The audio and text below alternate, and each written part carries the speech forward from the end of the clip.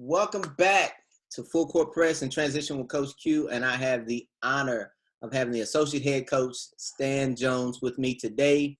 They are the reigning ACC regular season champions, and I would bet $1 to a donut would have been the ACC tournament champions and going deep into the NCAA if it wasn't for COVID. So with us, no further ado, I got Mr. Stan Jones. Mr. Jones, how you doing today? I'm doing great. It's a pleasure and an honor, and I'm always humbled when people ask to talk a little bit about what I do. And as I've known you from you living in Tallahassee and seeing the phenomenal job that you did over at Tallahassee Community College and the resume that you're putting together outside of the basketball court in conjunction with being a coach is quite impressive for me. So I'm looking forward to learning something from you today instead of you trying to learn something from me. Yes, sir. Well, I sure appreciate it, and I'm excited to have you. It's been an honor. You've always treated me so special, and you've always been there for me there in Tallahassee, growing. And so I really want to know, Stan, you've been in the game for a long time, and it was kind of funny. I sent you a picture one day of an article that I found when I was in college, putting together some X's and O's stuff. And as I'm going through, we're moving, and as I'm going through, and I'm looking, I'm going, that's Stan. And so didn't know you were such a avid writer and to the game, but tell us a little bit about where all this started and who is Stan Jones? Well, that's, again, a very humbling question because we're nothing on this earth other than what God wants us to be. And yes, sir. I grew up in the home of a minister. My father served in the pulpit for 55 and a half years before he is homegoing and was very he built 8 churches from the ground in West Tennessee during his career. And so growing up in there, I learned nothing but being a servant and finding a way to try to make an impact on the people that come across your lives, because he believed in if anybody came into your life, there was a reason for it. So I never felt that being a minister was my calling, but I got into athletics, and every coach that I had from youth leagues up through high school and stuff became a very powerful inspiration to me. And they really helped me find my confidence. They helped me find my drive. They helped me find my limits.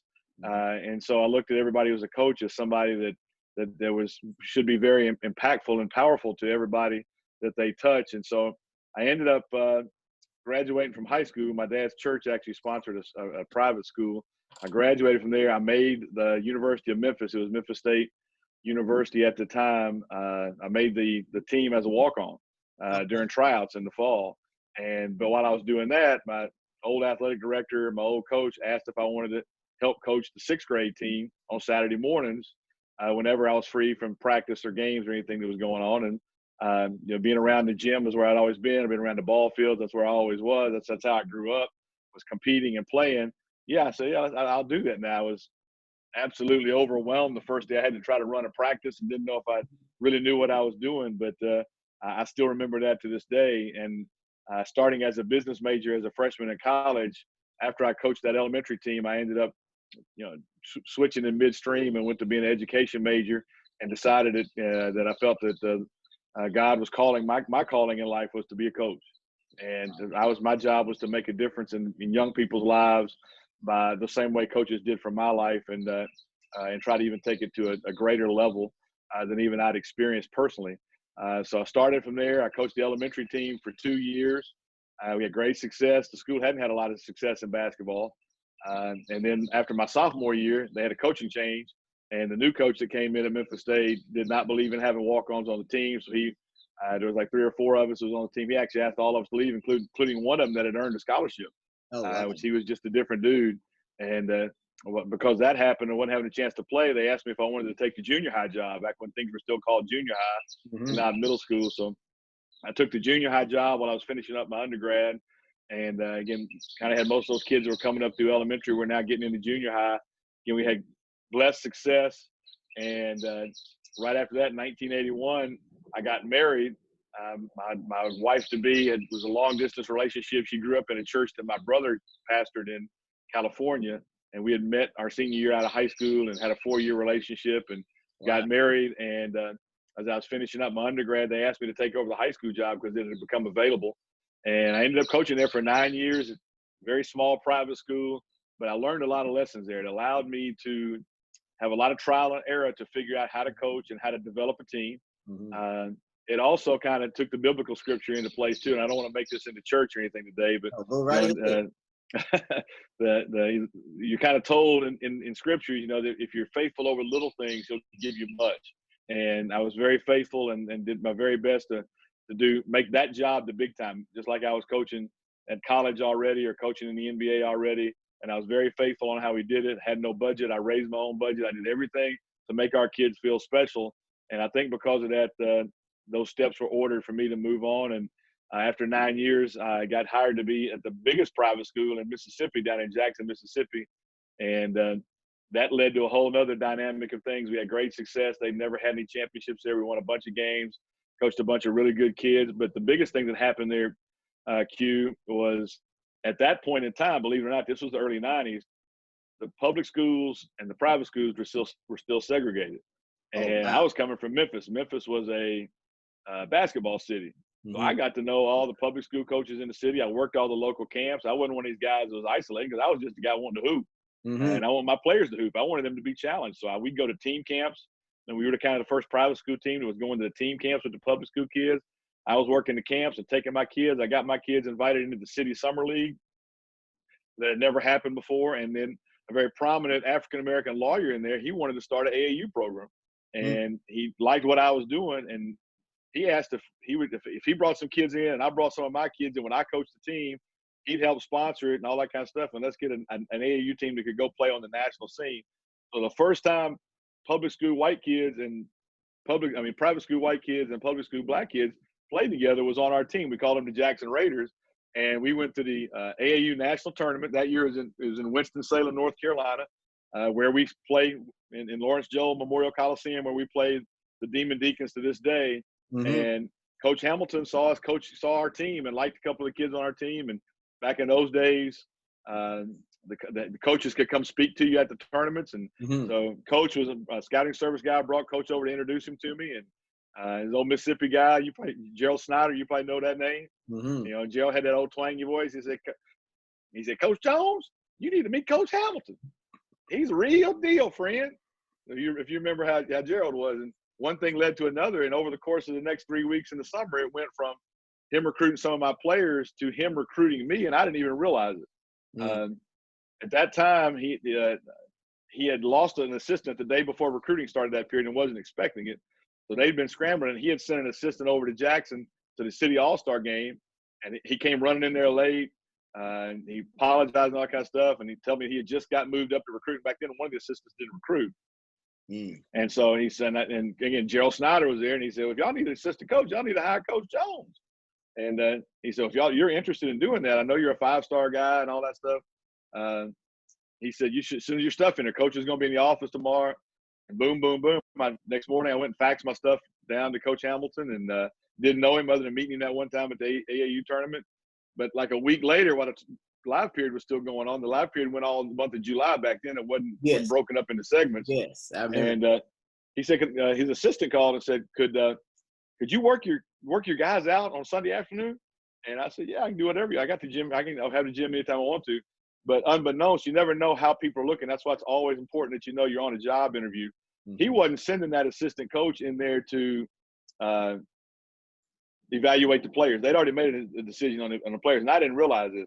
He was sending that assistant coach in there because that was the first year they were implementing the 2-hour-a-week off-season player development program. And he had his mind made up. He wanted somebody who'd been a head coach. He didn't care what level. He wanted somebody who had been a part of the 5-star basketball family, which that was a big proving ground back in those days for players and coaches. And then he wanted somebody who was very good at player and team development. And so he had sent them there. He said, I want you to tell me if he can do the job in terms of how he treats the players, how he talks to the players, what they get done in a workout. And I didn't even know I was getting, really an on-the-job interview, just holding that workout with 3 or 4 of our guys off our Jackson Raiders team. And, one thing led to another. And then a week later, I'm at home. My wife and daughter had gone to California to see her family. I get a phone call like at 8 in the morning. It's Jerry Wainwright, who at that time was the head coach at North Carolina Wilmington. And he had signed my last player that ended up being the last high school player I had go to college. And he said, hey, are you trying to get the assistant's job down at the University of Miami? And I said, well, I've sent my stuff down there. And he said, well, I just been on the phone for an hour and a half with Coach Hamilton. He was calling me, wanting to know if he knew you. And again, I tell all these young coaches, it's not about who you know, which everybody wants to tell you. It's about who knows you. Mm-hmm. And Coach Hamilton was evaluating me around people that I didn't even know he was talking to. Wow. And he said, I believe he's going to call you in the next half hour and offer you an interview. And so back then you didn't have cell phones and stuff. So he said, leave your phone on the hook and all that stuff when you had the old cord phones and that kind of stuff. And sure enough, within an hour, I get a phone call, and it's Leonard Hamilton. And he said, do I need to call your principal or your athletic director and get permission? I'd like to have you down here. This is Saturday night. He said, can I get you down here on Tuesday for an interview? And, one thing leads to another. I go down to interview on Tuesday. I'm supposed to fly home Thursday morning. They actually have a kid and his mom and dad on an official visit who they'd already signed. So I had basically just spent the whole time riding around in the car talking to these parents and this kid. And there wasn't that big of an interview where you sit down and you get grilled and you go through all these philosophy questions and X and O questions and stuff. It was just kind of, he wanted to know if he felt comfortable because he'd already done his research behind the scenes on what he knew about me as a coach and a person. And come in on Thursday morning, he says, I'm expecting him to take me to the airport. He said, look, I made my mind up. I've heard everything I need to hear. He said, I want to offer you the job. You can go in the office where the other coach left and call your wife if you need to. But if you want the job, I need you to stay one more day and do all your paperwork and your drug test. That's how Coach Hamilton works. There's no lead up to it, no thinking about it. Either you take it or you don't take it. So I went to call my wife, and I said, look, I think this is providential, and I think we need to do this. And so I do that. I fly back home on Friday. I have to fly down to New Orleans and pick her and my daughter up on Saturday. I tell my AD and principal on Sunday. I put my house on the market on Sunday night. I tell my team on Monday. Tuesday, my house sells for what we asked for. Wow. This is not all this is just connected. On Tuesday night, I get a call from University of Miami. Said they're moving a professor from somewhere to Coral Gables, and the truck has room for one more house. Could you have your stuff ready to go? I said, yeah. That Friday that I stayed over, a real estate broker had taken me around, and he had sent me some floor plans on some condos to rent. Coach Hamilton told me it'd be smart to rent my first year and get to know and be in the right school districts and all that kind of stuff. He was always in the details of making sure your family was happy. Yeah. And I picked one of those out. The moving truck comes on Thursday, or on Friday. On Thursday, they have my stuff moved out and packed up on Friday. I spend the night with our family spends the night with the family friends on Friday, and Saturday we're driving down to Miami, Florida, going from coaching at an affluent white private school with very little diversity to going to working for an African-American head coach in the magic city of Miami that kind of all I knew about was what you've seen on Miami Vice, and putting my kids in public schools. So you're talking about going on a leap of faith, but everything's supposed to be happening the way it happened. I kind of went long on that story, but I think it's a pretty powerful story on if you have faith and you do the right things, good things will happen for you. And it seems like I believe, because I'm a man of faith, that when you do believe, there are things that happen for you. God just eliminates the things that aren't supposed to go for you. And that it's always been in my case. And it sounds like the same in your case, that, things just don't happen. They happen just. And because we have a just God who honors the sacrifice and who honors, like you said, a little bit, he'll give you a lot. And so that's an awesome story. Now, Coach, I know this. I'm going to probably have to have you back on. I'm doing an Assistant Coaches Academy masterclass, and I would love to interview you for that as well, because of and I'm going to go down this track since we're flowing that way. What did your spiritual background and what your father and mother gave to you, other than the religious side, how did they prepare you for just really believing and stepping out and doing things the way you do it? What were some of the, I guess, skills and tangible things that they gave you to be able to do those things? Well, the first and foremost thing in our business, and you understand this, is my father and mother and my grandparents, who were very devout faithful people too was they just constantly talked about integrity. That you can't be a leader if you're not you don't have that ladder to hold you up of integrity. And my father, he always used Bible things for lessons. He'd always, if he thought I was not quite telling the truth when I was a kid, he says, "Now, son, you know what Revelation 21:8 says? Okay. All liars will have their place in the lake that burns with fire and brimstone." So he said, "You don't want to be getting in that lake now. So you better go ahead and tell me the truth." Yeah. So so truth and integrity, respect for others was the other thing. My dad's school was the first school that had African American kids come to, because Memphis at one time had gone through busing and segregation. My dad's church actually had one night on a Wednesday night service actually had a cross burned out in front of the church while we were having church service. And it wasn't like we were just 50-50 diversity, but we had the first ones kind of coming at it. People were still crazy over the top, and I'm not sure our world's getting a whole lot better at it now. I think they're just trying to cover it up a little bit more, and maybe not so much now that we have so much cell phone coverage and media coverage and that kind of stuff. But it was just about respect for others. With us, it was about good and bad. If you're good people, you can hang with us. We're going to rock with you. If you're bad, we're going to try to find a way to save your soul. And that's it wasn't race, creed, or color, that kind of stuff. It was good and bad. And if it was good, and we were going to work together. If we were bad, we were going to pray for you. Yeah. And I think those things really carried over into my ability to push players, because they know I'm coming from them from a point of integrity. And I tell all our first guys when they first come in, our new guys coming in on the first day, my number one job is to continually define reality to you. I'm going to tell you when you're good, and I'm going to tell you when you're not so good. And you're going to find out, even though right now that's going to sound foreign to you, because most people you're only one have people telling you, positive vibes only kind of deal. That don't work in life. And I told them, if every day was a good day, how would we know how to appreciate a good day? And so you have to have some bad days so you understand how to appreciate the good days. And so the good book tells us all things work together for good.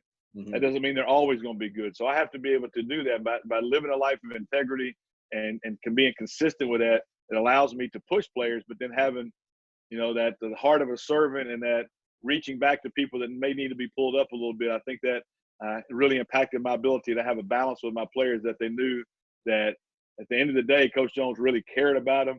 Coach Jones really wanted the best for him. That didn't mean he was always going to tell you what you wanted to hear, but he was always going to be there to tell you what you needed to hear. And I've always tried to live my life on that, kind of the way my dad preached in the sermon. My dad was a very black and white guy. There was no gray areas. He was almost to the point taking the Bible to a legalistic point of view where, you just, it was either this or that. Right and wrong was the separator. And so I try to live my life accordingly, even in today's society. So when you guys got to Miami and everything started to go, where are all the spots that you and Coach Hamilton have been together? Because you guys have been together for a long time now. Yeah, started my 25th year out of 26 years with Coach Hamilton since he hired me out of the Jackson Academy. Wow. We went 5 years at the University of Miami. And to add a little bit of story about the faith part of things is, you think that the good Lord blessed me for all of my faithfulness in coaching, but when you talk about how things work together, and you look back on it, God sees the end and works backwards. We always have to work forward to what He's going to. The week we started practice, back in those days, practice started on October the 15th. There wasn't the kind of difference that we have nowadays. The week we started practice on October 15th, my wife came down terribly ill. And up to that point in my life, working in private education, I didn't have health insurance. There wasn't any healthcare act or anything like that. And the University of Miami actually has Jackson Memorial Hospital is a big part of their campus down there. And they actually had a department that dealt with what she had.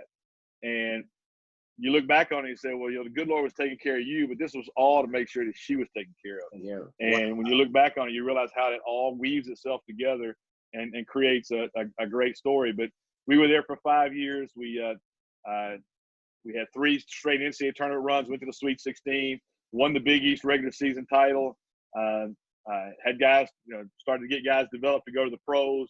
And out of that, Coach Hamilton got offered by Michael Jordan to coach the Washington Wizards in 2000, 2001. And he blessed me with the opportunity to go be on the bench staff. So it was me, Larry Drew, and Johnny Bach, who was actually in the Last Dance thing. They didn't talk a lot about Johnny, but Johnny was the defensive coordinator for Phil Jackson. Tex Winter was the offensive coordinator for Phil Jackson. So I got to spend a whole season on the bench next to Johnny, and it was like a basketball encyclopedia. He had coached in the 1972 Olympics when they got screwed by the Russians in that gold medal game. And so I got to hear so many things that connected basketball history to how it led up to what we were doing at that time and beyond. So went from there. Coach Hamilton got let go at the end of the year, and that's a whole other story we'll do another time on why Michael was coming back. But Michael couldn't have a college coach coaching him, so he was bringing Doug Collins back, so he let Coach Hamilton go. Coach was still had a few years on his contract. I didn't. My one-year contract was going to be up to next July. And so I ended up going to Mississippi State with Rick Stansberry for a year. We won the SEC tournament championship that year.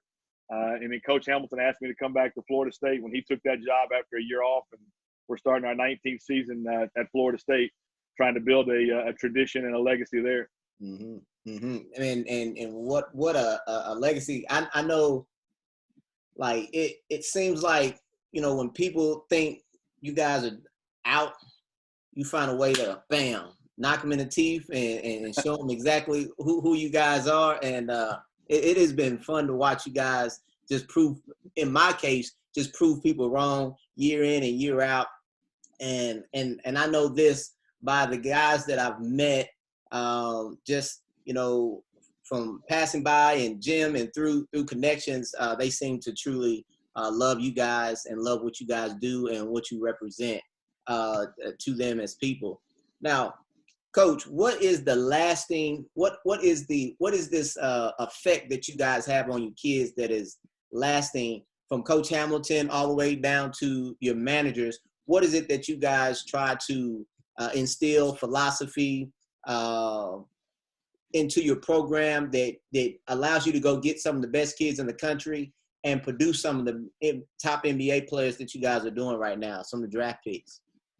Well, that's a terrific question. And, I had a chance to go from being the third assistant who didn't recruit at the University of Miami to, after my second year, I got moved up to being one of the full-time assistants and recruiting. I asked Coach Hamilton, how do I go learn? What do I need to do to be a great recruiter? And the first thing he said to me is, you're going to do fine. He said, all you got to do in recruiting is be sincere with people. And I think when people are around us, Coach Q, I think they realize that there's a genuineness and an authenticity about our what we're doing and what we're saying. And there is a record of history that goes on that they can go back and check, where the kids have the development piece, the life after they leave us piece, the relationships they see us have with guys years after that we've coached them, and they come back and they want to be around, and the things that they ask us. And Coach is an open book. He'll tell parents on recruiting visits. He said, I'll give you all the phone numbers of all the parents I've coached, including the few that have transferred, and we haven't had a lot of transfers. He said, and let them tell you that I do what I said I was going to do with your child. And so when you have people, when you treat everybody fair, we try to build a plan for every player on our roster. People question us, well, why y'all play so many people? I said, well, don't you recruit them to play them? You don't recruit them not to play them. I mean, we don't recruit them just to practice. So we sit down and try to have a plan for every player. We call it the box. And the box changes during the year. So we want to stay in your box. And everybody knows we're working for a common goal, and that's our team to win. But everybody knows in their box, I use this phrase a lot, that everybody listens to this one radio station that's called WIIFM, what's in it for me. And we try to, in that box, let our guys know that while you're sacrificing a little bit for the team, at the end of the day, you just listen to this radio station for however long you're in our program, and you're going to accomplish these things if you stay the course and you're true to your work ethic and your ability to handle your distractions and your capacity to learn. If you do those things, things are going to work out for you. And look at this guy. He went from here to here to here. Look at this guy. He started here, and in this, kids have bought in and they trust us, and we can stay consistent with that. So I think consistency is the biggest thing that people see. Is when you look at Coach Hamilton, they think he's just this mean, intense dude on the sideline, but he tells our players all the time, says, y'all have no idea what's going on inside of me, because I'm going to be consistent. But I'm not going to get too high when we have the big win. I'm not going to get too low. We're just going to approach what we need to learn from that situation, good or bad, and we need to get ready for the next one. So when you see us win at Duke on a buzzer beater, he may pump his fist like that, and that's the end of the celebration for him. I'd love to see if we win a national championship, to see his response at that point. But I think those things, genuineness, authenticity, sincerity, and consistency are the key words in our program. And then the number one word I think in our program is development, because Coach Hamilton and our staff spend as much time coaching their minds as we do their bodies. Mm-hmm. And we bring psychology into it, we bring social into it, we bring spiritual into it, we bring emotional management into it, and we talk about those things up front. It's not some little wait till somebody has a problem. Coach says his thing to us in staff meetings is we are going to operate in a proactive and preventative posture. We're not just going to react and try to figure something out after the problems have gotten so big that it's obvious. And then that's the spirit we try to conduct our program with every day. And I think that's why people count us out so much, because Coach is so much into developing all of them. And the NBA about 25 years ago started the star promotion. Mm-hmm. If you look on TV on Christmas Day, you'll see LeBron versus Steph. You don't see them talking about the Lakers versus Golden State. Right. So it's now slipped down into the programming of the media in college basketball that all they want to do is promote who they think the stars are, and they don't really want to promote the good teams. They don't want to promote teamwork and unity and self-sacrifice and selflessness. They want to promote you can see that 2 years ago. This is no knock on Zion Williamson, because I thought he had a great chemistry. But when they showed the one shining moment at the end of the year, they showed more clips of Zion Williamson in the one shining moment deal than they did in the team that won the NCAA tournament that year. Mm-hmm. So that kind of tells you where things are going in the media's eyes. So I think that's why we kind of get overlooked as well. They lost this guy, they can't be very good, and they don't realize there's other guys coming. Yeah. And that's what I appreciate about the philosophy, because it matches a lot of mine. And to piggyback about Coach Hamilton, when I came to Tallahassee and I came up and saw Sue, and then I came over to meet Coach Hamilton, I was a little nervous and thought, well, he ain't gonna take time to. And man, he welcomed me right on in. Anything you need, joke with me, and every time that I would stop by just to wave, come on in here, come talk to me. He was always just his hospitality was always something I think people would think outside of that. Like you said, because this sternness that he has when he's on camera and stuff. But he was always open, and like you said, you all were always a pleasure to be around. And then to move forward with the proactiveness, it's a blessing to hear that, because I believe all the parts that you talked about of being successful, prevention, mental, physical, all that is important to building these young people, not just the team. And I think that's why you're having success, because, everybody used to tell me, like, you can't make 15 players happy on the women's side. And I go, I can. I don't know about you, but I can make 15 people happy.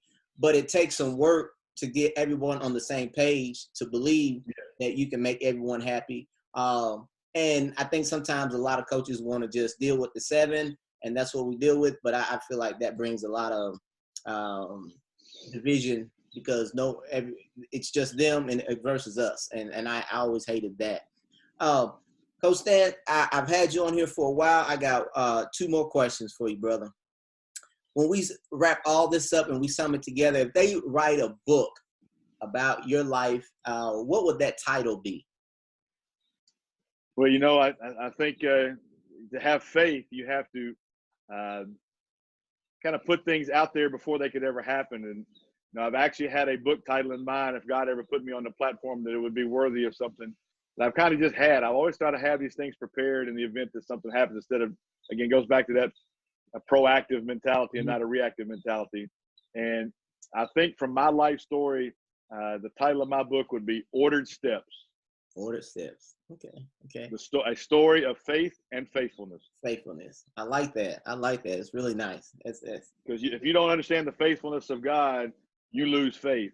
And so that's how one of my favorite hymns is "Great is Thy Faithfulness," of how I can just look back over my course of my career now, starting my 44th team, that, man, I know now why this worked and this connected and this connected. So when you see the faithfulness that's been provided to you, it allows your faith to grow so you can provide more faith to others. So that would be my title: Order Steps, a story of faith and faithfulness. All right. Now, if we take that best-selling book and we move it to Netflix and they make a picture out of it, who is playing you in the movie? Wasn't there a movie a long time ago called The Man in the Iron Mask? I might have to be somebody that they put the iron mask on, because I think that's why I've been only because God's wanted me to be an assistant coach. But now going on all these, being my 26th year being a assistant coach, you know, I've got that face for radio, as the old cliche saying would say. But should I go? I guess I should go out on a limb. Should it be some of the greats that for my generation, like Tom Hanks or Kevin Costner? Might as We well. can go that direction. Yep. Richard Gere. Yep. You pick any of those three, I'm good. Even though I don't think any of those guys are 6'8", but we'll come as close as we can with that.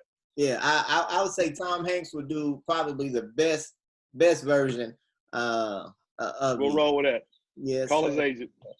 Well, Stan, thanks so much. It's been a pleasure getting to just touch a little bit of the hem of your garment with all the knowledge and experience of basketball. Thank you so much for allowing us to access, because that is a gift that I try to tell a lot of people. The gift of access is a beautiful thing, but it's only built through relationships. And I really appreciate our relationship, and I appreciate what you do, not only for me, but I appreciate what you do for the game and all the kids that you service and you're faithful to. Thank you for being here. And if there's anything you want to share before you leave, we leave. Well, I would say this to young people. First off, you're very, very welcome for that. Thank you. I should be thanking you.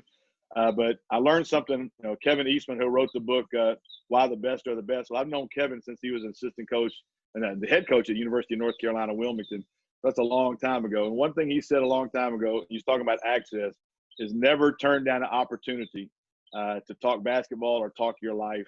And so whenever somebody like you, especially when it's somebody who has the resume that you have, I'm very honored. I'm very humbled. And I would tell all young coaches to get out there. Don't turn down access. If somebody asks you to go to a clinic or be part of one of these Zoom things that are going on, get yourself involved and learn how to share your story and learn how to own your story, because you're the only one that has that ownership to it. So, and I appreciate the time. I appreciate your friendship. I admire the success you're having, and hopefully I can get up with you one of these days and be one of them dressed to the nines, Sunday go to meeting clothes you wear out there when you do all your champs to chump stories. I love it. Yes, sir. Well, I sure appreciate it. And chumps to champs. Excuse me, you got that backwards. Yep. I was a chump at one point, brother. I was a chump. All right, we all were. Yes, sir. So next time on Full Court Press and Transition with Coach Q, we'll see you next time. Thanks, Stan. Love you, brother. Thank you so much. Love you too.